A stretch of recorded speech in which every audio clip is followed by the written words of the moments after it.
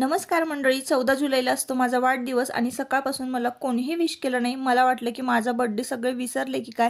आणि संध्याकाळी अचानक मला यांनी फिरायला नेलं.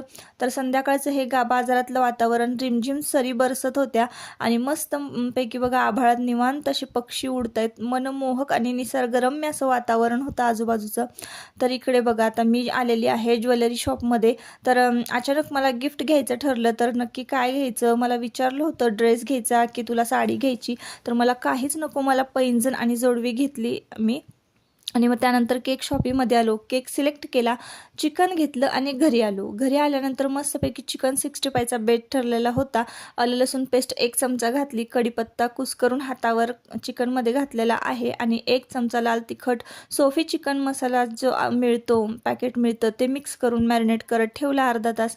केक कट करून घेतला आणि लगेचच गरमागरम चिकन मला तळून माझ्यासाठी रेडी